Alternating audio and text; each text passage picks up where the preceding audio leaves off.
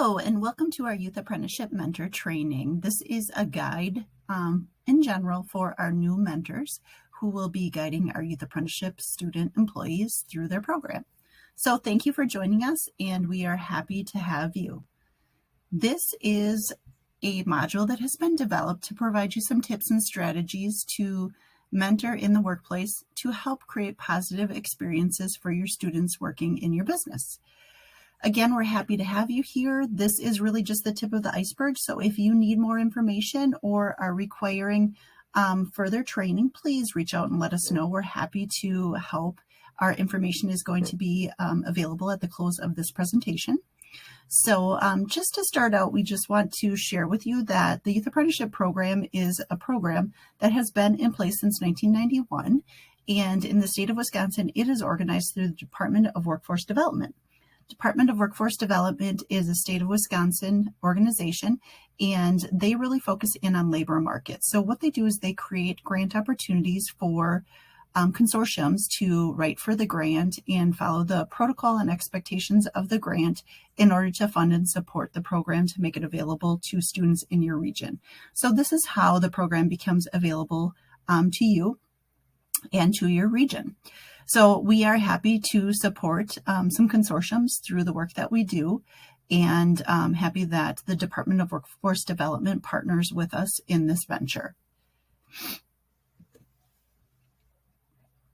So to provide you some framework of the program, the Youth Apprenticeship Program integrates both the school and work-based learning to instruct students in employability and occupational skills defined by Wisconsin industry.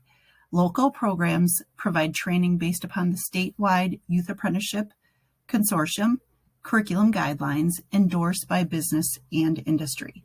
So really the flavor of having that partnership between business and industry and school districts is very, very powerful. It does help both employers and students in their awareness of what is available in their community for work, and employers in really talent acquisition of young employees and providing a context as to what is available in the community and more information about what that pathway is about.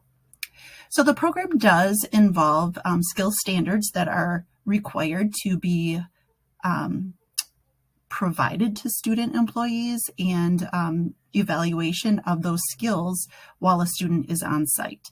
So the student is exposed to not just one, but multiple aspects of an industry, which really is kind of the difference between the Youth Apprenticeship Program and a job placement through the program versus a part-time job. So many times as a student is working a part-time job, they might be responsible for one or a small set of responsibilities, whereas the Youth Apprenticeship Program is going to provide a broad cast or a broad array of different opportunities for the student to really dive into that industry to understand more of what it is about. The program does offer individuals like yourself skilled mentors to assign and train the students. The program is a paid work experience for the student, and it does require that student to also have some related classroom instruction that they would be taking concurrent with their job placement. So the student could be taking that coursework at the high school through the high school instructor, or it could be a post-secondary course that could either be taught by a post-secondary instructor or a dual credit where the high school instructor is trained up in delivering that post-secondary coursework. The benefit of having that related instruction is to provide more content and more skill for that student so that they perform more successfully in their placement. The student is then evaluated on their demonstration of meeting expectations that are identified on that skills standard checklist, which we'll talk a little bit more about. And then finally, students have an opportunity to earn a Youth Apprenticeship state-issued skills certificate. In addition to that Youth Apprenticeship certificate, they also might be eligible to earn some industry-recognized credentials as well. So depending upon their occupational program area and pathway, will determine what type of industry credentials they might also pursue. So looking at the program timeline, students can be involved in the Youth Apprenticeship program as a 1-year Level 1 student or a 2-year or Level 2 student. In order to meet the criteria of Level 1, students must be a junior or senior in high school, and they can begin as early as the June after their sophomore year. So they really officially, in the Youth Apprenticeship program eyes, become a junior really once school is completed their sophomore year. So they can start their work experience in that summer time frame. Students do have to work at a minimum 450 hours. They can work more than 450 hours if the employer and the student are in agreement with that. During the summer months, they can meet 200 of that 450 hours, and the remaining 250 needs to be spread out through the academic year. And the value of that, again, is having that related instruction concurrent with the work. Students have to have that related instruction either in 2 semesters or 1 credit high school or 3 credits of post-secondary. For Level 2, they also must be junior or senior and must instead double the criteria of work hours to be 900 hours for the 2-year program. And they must complete 4 semesters or 2 credits of high school and 6 credits of post-secondary to meet the requirements of the program.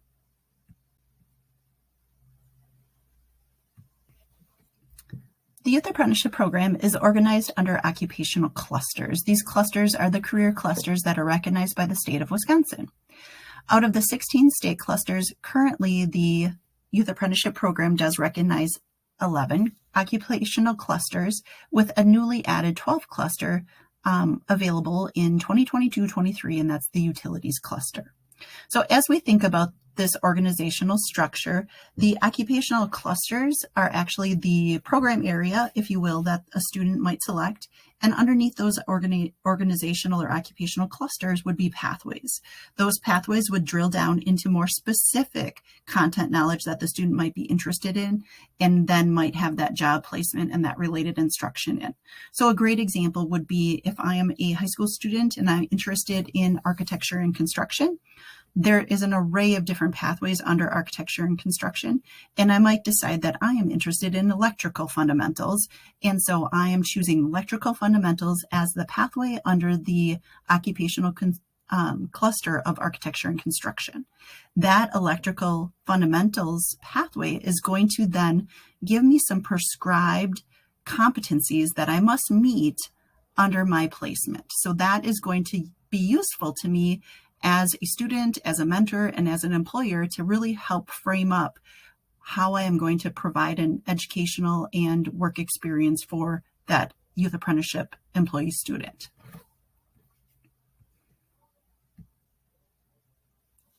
So the Youth Apprenticeship program is a huge benefit to employers. The program actually was designed with the needs of employers in mind. Employers through the years have expressed some concerns about the educational system and that it is not adequately preparing young people with work readiness skills and technical skills to meet the business need.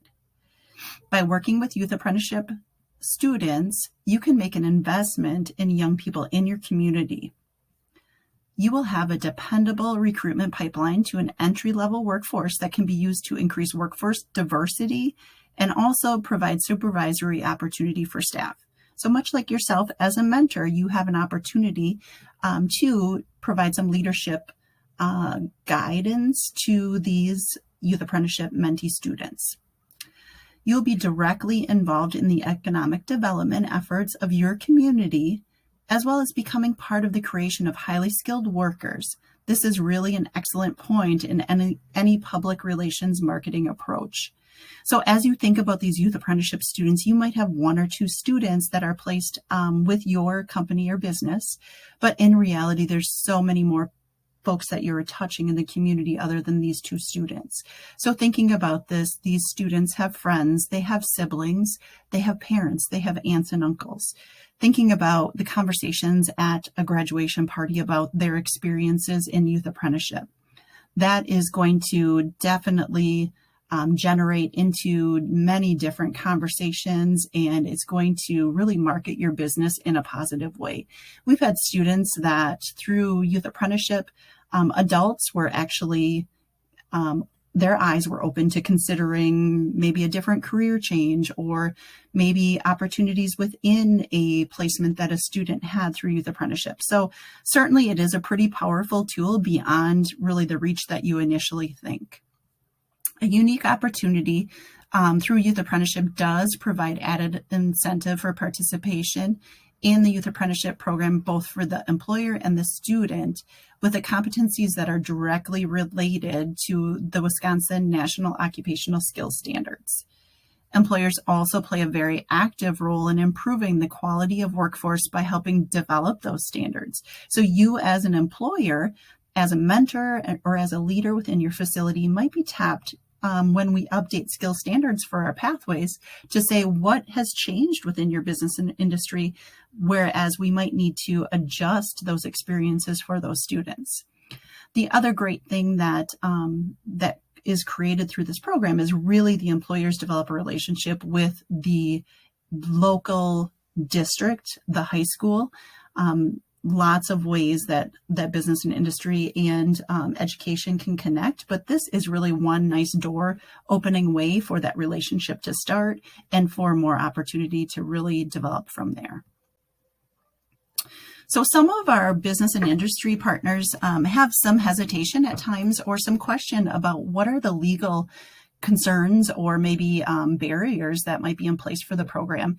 And to reassure you, many of these concerns have been discussed and thought through by DWD and by others who have kind of gone through this before you. So to share this with you, we first start with work permits.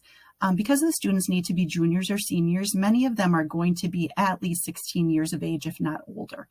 A very, very, very small percent might be under the age of 16, which means basically that since June of 2017, Wisconsin does not require a work permit for anyone that is 16 or older. So for the most part, many of your students will not need to secure any type of work permit. So that's something that you should not have to worry about for the most part. You might have some young students here and there, but again, that's not going to be very typical. The hours allowed. So Youth Apprenticeship student employees are going to work with you and work with their high school counselor to figure out when am I available to work. So many times they might be available during the actual school day to be either excused early or to go in late so that they can work during the day because they are earning credit for the time that they're working. So they will work out those specifics with their high school counselor and with a representative from your business or industry, which probably has already been done by the time that you are viewing this training. So once that is worked out, basically there are no limits on the number of hours that a youth works. So there's no limits on the number of hours. Please keep in mind that we do want students to have a good work-life balance. We need for them to also be able to attend different events at high school, participate in assessments that might be required at their school, and other things of that nature. So your flexibility in scheduling is appreciated. And also there might be things that are going on within your business that they need to be aware of from a scheduling standpoint. So that's something just to have an awareness of. As far as wages, youth apprenticeship students must be paid at least minimum wage. Although many students within our consortium, actually one of our consortiums on average makes about $11.50 an hour. So that's just something from a competitive salary awareness that students do make far above that minimum wage in most cases. Workers' comp, youth apprenticeships are covered by their employer's workman's comp insurance policy. As far as unemployment insurance, if a youth apprentice is enrolled full-time in an educational institution and receives school credit for their participation in the program, which are both requirements of the program, they are not eligible to file for unemployment insurance benefits. So that is not something that you would have to worry about. Student learner, there is a law specifically for youth apprenticeship, which is really a positive thing, called the student learner law. And this basically recognizes youth apprentices as student learners. This allows them to perform some work that otherwise would be off limits to minors. And they go into great detail on what they can participate in. There's also child labor laws that obviously as employers you are already familiar with, so you just want to get a little bit more familiar with that student learner law. And all of those guidelines are available on the DWD website, which you can access at any time. Here is a quick example of a link to that DWD website, which goes over the employment laws for minors and some considerations and that student learner exemption information. So definitely you can look more in detail there. So we want to provide some highlights of the Youth Apprenticeship program. We know that students who participate in supervised work-based learning programs are exposed to the world of work, they're exposed to a network of professionals, and they develop positive social skills. So as a result of those really 3 positive qualities, we know that Youth Apprenticeship students are more likely to complete 2-year and 4-year credentials post-high school. So they move on to either a technical or a community college or a 4-year institution, and they're most likely to complete those programs successfully. We also know that there's about 925,000 jobs in the upcoming 2 years. So our Youth Apprenticeship students really respond to that local labor market need that exists out there. We are getting students prepared for really the jobs right in their neighborhood, right through their back door. So those things could not be possible without a program such as this. And we also know that within these trends, we also have many youth apprenticeship students that also lead into enrollment into the adult apprenticeship program. So many of the youth programs can really seamlessly transition into the adult program and complete certificate programs in that realm as well. So our state does have a dashboard, if you will, or a series of reports that allow us to see the success and the participation of the Youth Apprenticeship program. So looking at our 10-year dashboard, what we know is there have been over 22,400 students unduplicated that have participated in the program in a 10-year period of time. When we look at the employers that have participated, it has been 10,300. And when we look at the top occupational areas, those reflect in the areas of manufacturing, health science, agriculture, food, and natural resources. These occupational areas do really align very well with our labor market need within our state. So to reassure you, you are not the first that have been involved in supporting youth apprenticeship students. At least 10,000 other employers have done so in the last 10 years. And over 22,000 students have participated. So there's a lot of value and a lot of merit in the history of this program and the success of those parties that have completed and participated with the program. So a very important piece of the program as a mentor is to understand what's called the skills standards checklist. So as I talked about the program's organizational structure, a student chooses an occupational area. Then from there, they choose a pathway that's under that occupational area. That pathway then develops what's called a skills standard checklist. That checklist offers kind of the requirements or the competencies, the learning objectives that a student must be exposed to through their program. It also will highlight different related courses that they could take and what is that next step should a student want to continue on. So it's a really nice roadmap for the student to understand what to expect. And that same checklist is used for the performance evaluation that you will complete with the student. So as you look at that skills checklist, what you want to do is really review and understand the checklist and the expectations. If you have any questions about that, you definitely want to talk about that with the school or the regional youth apprenticeship coordinator. This information should really be provided to you by that individual. It's also available on the DWD website. Any of the checklists are out there. And it might have been shared with you by someone that is a leader of your organization. So you might also touch base with them who might have access to that.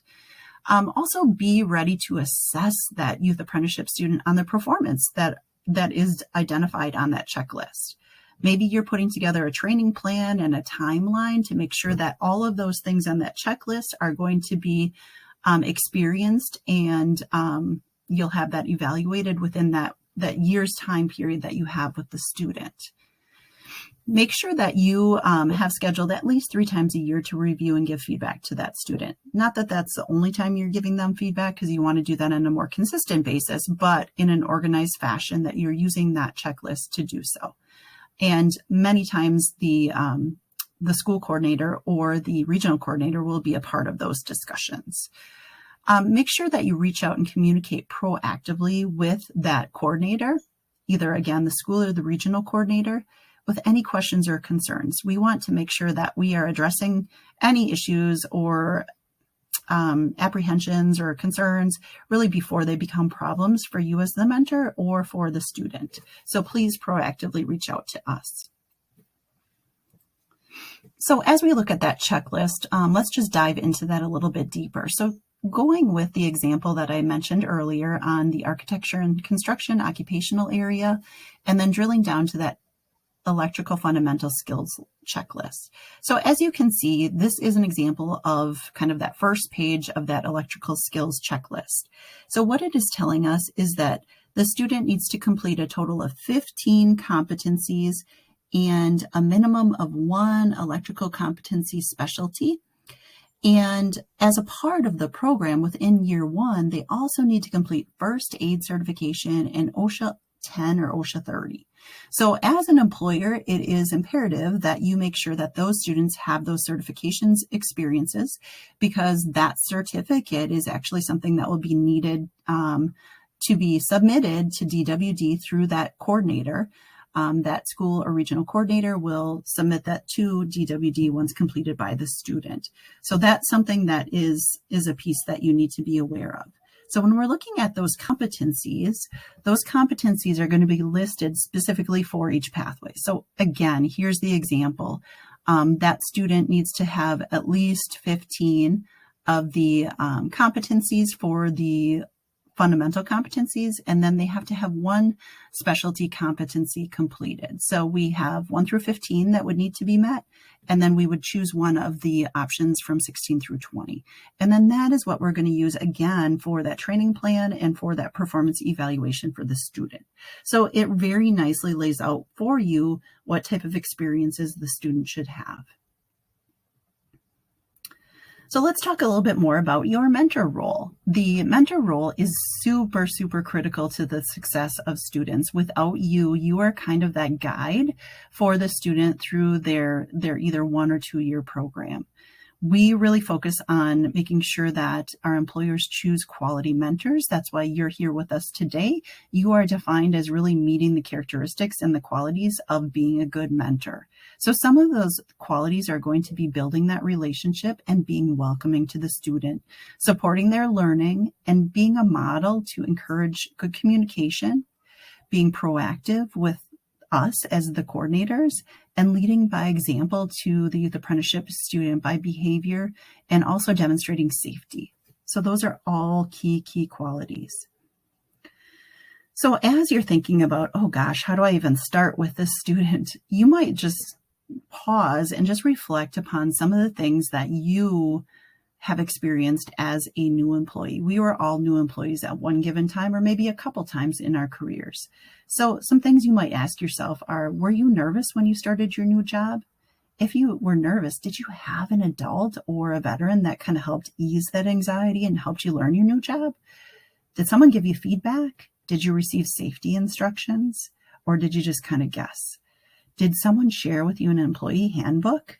Did you know where to go when you had a question? How long did it take for you to be productive at the tasks that were given to you? And how did people help you out? So you might have really good examples from answering these questions, or you might have some bad examples where things didn't go so well out of the gate when you started with some of your employers. But regardless, you can use those as a guidepost to figure out how you want to make this a positive experience for your youth apprenticeship student. So use that information and do some reflection just from your own experiences to help guide that relationship development. So here's some mentor qualities that we would ask you to present, and kind of some of the key results that we're hoping for. So our quality mentors, they really want to help others. So we want to make sure that you're spending time to help our youth apprenticeships students to understand the aspects of work and the needed skills. And the result is that the youth apprenticeship students are going to reach out to you more and others for support, and they're going to demonstrate really that understanding of the skills. A positive mindset. I mean, this is so important. We know that just from our everyday life, at work, at home, at play, having a positive mindset is very essential. We want you to be approachable in order to encourage questions.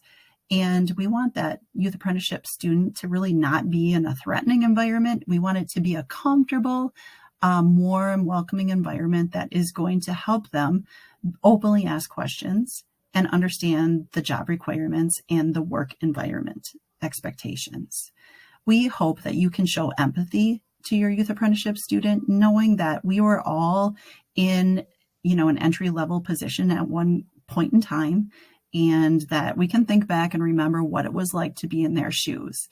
And by reassuring them of such, the youth apprenticeship is going to feel welcome and comfortable, and they're going to potentially increase their productivity and their performance because someone took the time to understand where they were coming from, helped them feel comfortable, and build that confidence so that they can be productive. Motivation. Through your own professional development, through taking on this mentorship role, you are helping others understand the value of professional growth and development. Youth apprenticeship students are able to witness this lifelong learner philosophy of their mentor, and they may have some increased motivation just with your investment in them. Having confidence. We want you to provide and promote confidence through giving feedback, through challenging and encouraging your youth apprentice. The youth apprentice will then respond positively to a non-threatening environment and develop in their role. So those are some of the key results that we would be hoping for in these quality mentor activities that you can engage in. So other quality tips for you as you interact with your youth apprentice is to really ask the right questions. It is useful as a mentor that you enable your youth apprentice to do some and really most of the thinking. And one way to achieve this is, instead of them always telling them what to do, ask them a question and help them come up with some type of conclusion.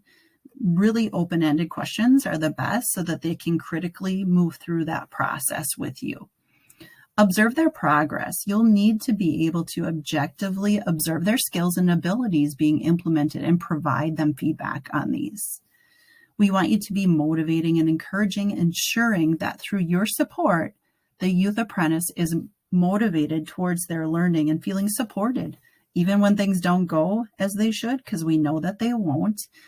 We know that sometimes mistakes will happen, and that's part of that learning process. Listen actively. This is not only listening to what is said, but also listening to body language and what is not said. What are you observing in that youth apprentice? Are they changing in their maybe tone or their attendance or their motivation? Thinking about and seeing and noticing those types of things are going to be very, very important. And this requires some patience and practice and some time. Feedback is so important and critical as people are learning, and the progress that they're making is important to note, and also to objectively support any evidence or tangible ways that you can define where they need to be or where you want them to be, just so that they can move to that end goal. So taking notice is also a key communication tool, and not only noticing when something is going well, but also noticing when there's changes too, and having the ability to feel comfortable in communicating with that youth apprentice, and developing that interpersonal relationship so that you can support them when they need it. And then finally, agreeing on future goals and targets, making sure that the goals are SMART goals, that they're specific, that they're measurable, achievable, realistic, and that they're time bound. So making sure that these are focused goals and then having an ability to track them and track that youth apprentices' progress towards those goals. So this is a mentor onboarding checklist. If you think about the first 2 weeks or so that a student apprentice is starting, these might be some things that you want to make sure are covered. There might be additional things that are more specific to your business or industry that you would want to add to this list. So please do so. But at the minimum, please make sure you do these things. So making sure that you're bringing the employee around as a new employee and introducing him or her to people. Doing those introductions, making sure that you are providing an overview of safety, health, and emergency procedures, providing and reviewing the employee handbook, reviewing things as simple as parking requirements, dress code. If they have piercings or tattoos or things of that nature, is there any expectations that your company has? Cell phone policy. If you don't talk about the cell phone policy or the expectations, you will have to address them in one way or another. So just be clear in what you expect, and students will then respond, hopefully in a way that is going to honor those requests and expectations. If you have a check-in or check-out, punch-in, punch-out process, explain that to students. Scheduling is very important. Make sure that they know how to ask for time off. If they are sick, what is the protocol? Scheduling, lunch, breaks, all of those things are explained and clear to the student. Payroll information. If there is something that they need to complete for direct deposit with their account or what have you, make sure that that is set up. And then give them a facility tour, making sure that they're familiar with the different areas of your facility and company, break rooms, bathrooms, etc.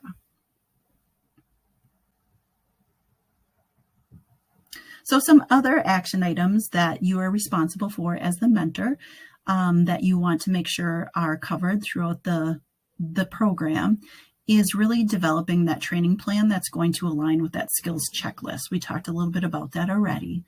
Establish a work schedule that's going to consider really the important pieces of the high school events and business events. So again, students might want to go to prom or homecoming. They might have assessments that they have to complete. They might, have different things that are important to them. Maybe they're in football. Some companies are very willing and flexible to work around that. And that is great because that allows really that balance that the student needs. If there's shutdown dates for your business or other things that the student needs to be aware of, holidays, etc., just let them know those things. Include the youth apprentices in team building activities and picnics and celebratory events. Make sure that they feel like they're a part of the team. That's very important. Evaluate them about 3 times per year, again, with that youth apprenticeship coordinator leading the performance reviews. Those performance reviews, at least twice a year, are going to translate into a grade for the student. So on those competencies that we reviewed, you're going to mark them as met the requirements, did not meet the requirements, or exceeded the requirements. In order to successfully complete the youth apprenticeship program, students will need to meet or exceed in their second year for sure. First year, they can build to meeting or exceeding, but that is something that is a requirement. So that is going to translate into a grade on their high school transcript because they're receiving credit for that class. So that's something that is important. Monitor the hours. Again, they need to meet that 450 hours. So that's something that between you, the student, and the coordinator needs to be tracked. And then regular communication on performance, learning, and questions. So beyond the scope of the program, make sure that that is happening. And then maintain the worker records just like you normally would for any employee. So a part of the program, which really speaks to the non-technical skills, is making sure that students understand employability skills. And the beauty of this is that it helps introduce and provides an avenue for application of these employability or soft skills. As employers, as mentors, these are things that you hope everyone has coming in to you as an employee and has refined to the utmost. But we know that's not a reality. Everyone is always working on employability skills. And, one day they can be great in an area of working positively with others, and maybe the next day not so good. So it is a constant improvement for all of us to work on these employability skills. So we ask you to mentor good examples of these employability skills and work these into really that training conversation with students. So effective communication is really not only just speaking and listening, but also written communication. In the world of technology, with texting and instant messaging and such, students might not know what the expectations of written communication are within your industry. So make sure that they understand that.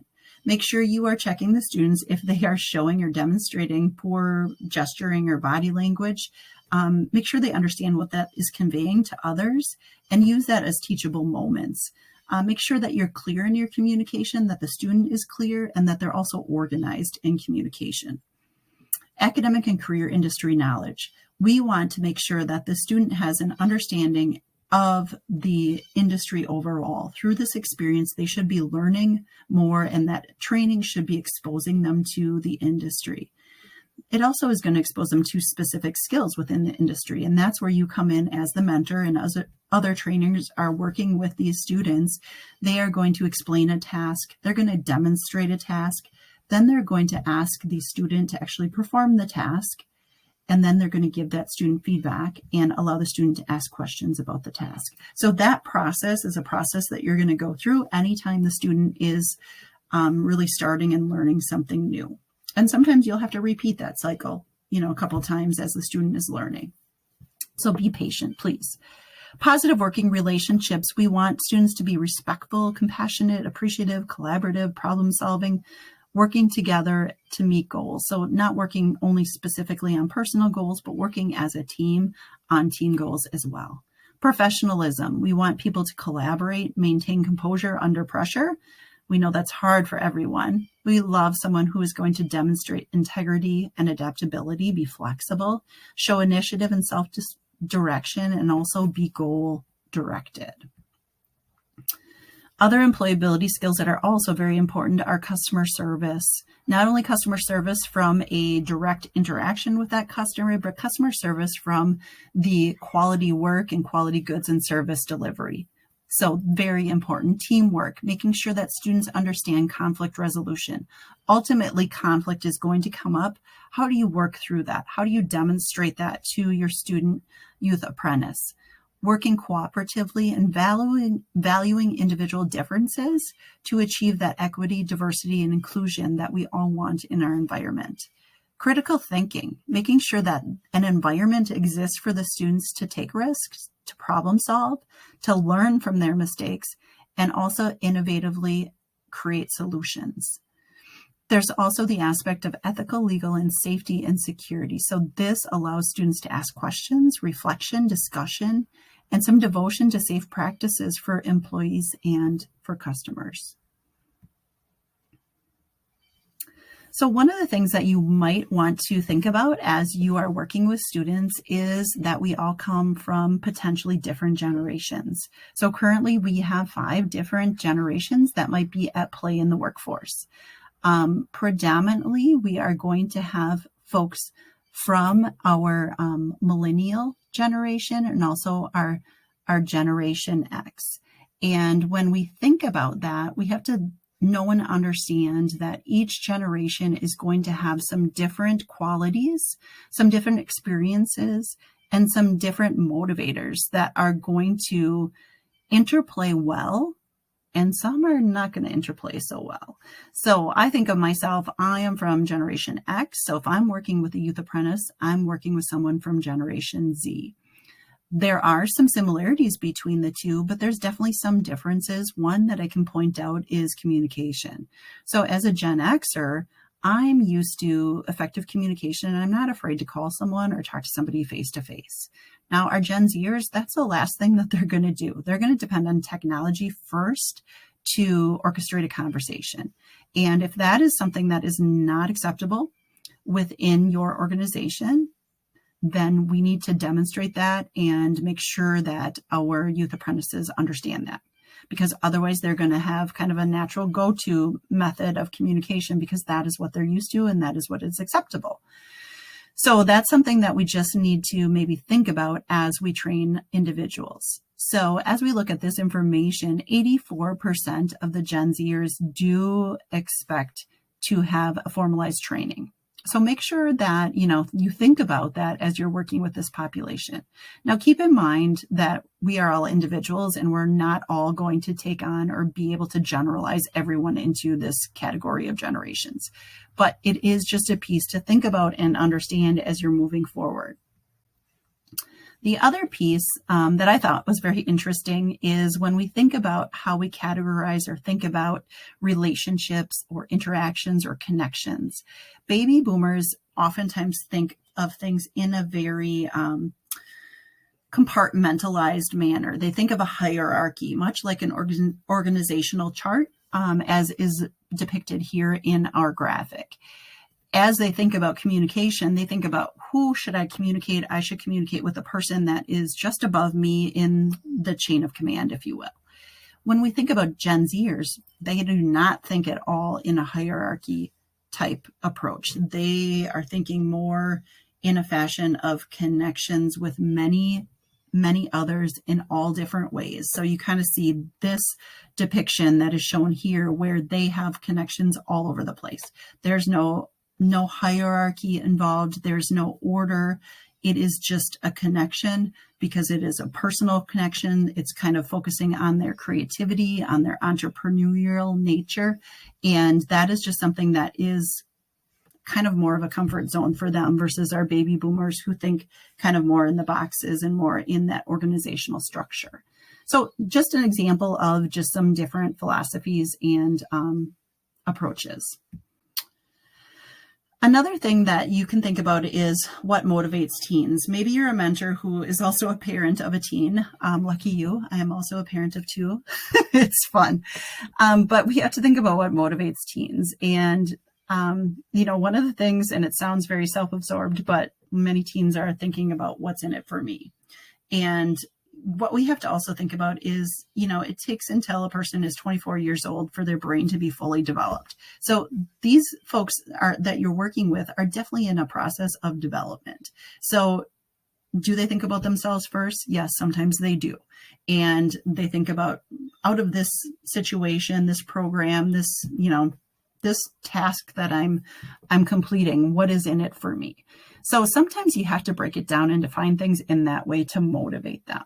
It doesn't mean that that's the only thing that motivates them, but that is just one thing that sometimes they need to understand. They also are motivated through involvement. You need to value their opinion and you need to include them in the team. If you're trying to work out a process, it's great if you could ask them what their opinion is or what input do they have. They would love to be able to provide that. They also want to focus on goals that are attainable and achievable. If you set a too lofty of a goal for a teenager, they're going to definitely move beyond and say, no, that's not going to work. Let's instead do this. So, keep that in mind. You want to challenge them, but you also want to be realistic. They need to be feeling like they're connected to others and feel like their work makes a difference. But at the same time, they want to have some fun and they want to laugh. They want some humor to be involved. And guess what? They like money and they like incentives. So, just make sure that you're thinking about that as you are trying to motivate them. Another thing to be aware of is learning styles. When you are aware of learning styles, it just might help when you're teaching a new skill to any youth apprentice or any employee that you're working with. It doesn't really matter the age. We all have a preference or a proclivity, or our brain works in a certain way that we can take information in better in a certain fashion. So the learning styles would be visual, where you learn by seeing things. Auditorily, you learn by hearing and listening and reading out loud. Kinesthetic is when you learn best through a hands-on experience, actually doing something. And reading and writing is when you learn best through reading and writing new information down. So I myself am a visual person. I need to, as someone is explaining something to me, I need to visually see it. So I kind of combine that writing and visual together, and then I like to actually perform the skill on my own so that I can learn from it and ask questions, because I can't sometimes anticipate the questions I'm going to have until I do something. So sometimes people have a mix of different learning styles, and just being able to adapt, or even asking the question of the student apprentice that you're working with, like, how do you learn best? How would you like me to demonstrate this to you? That sometimes is helpful to them to kind of talk through that. And one thing to think about, and I think I mentioned this earlier too, is that you make mistakes. You're going to continue to make mistakes. Your youth apprentices will make mistakes. And it's really kind of a lesson in disguise. So think about the fact that if you make a mistake and you learn something from it, really there's no harm or foul. As a person continues to make mistakes, obviously that's where some intervention needs to come into play. And sometimes understanding and learning the results of those mistakes are going to help you put together, some better response for the student. So patience, flexibility, understanding, and processing through that is really essential as a mentor. As we put all these things together, what we really want you to do is put your youth apprenticeship at ease, motivate them, build their interest in the industry. This is your chance to really pull in some new talent and help develop their skills. You know that they're not going to start out being top-notch, but with some patience, they will end up being independent and a high performer. So motivate, explain, demonstrate, and evaluate. And at that, we would like to thank you. We could not offer this program without the support of our mentors. We certainly want to make ourselves available to you if you have further questions. Here are our contact information. And again, if you need information on who your school coordinator is, we are happy to connect you with those individuals as well. Thank you much.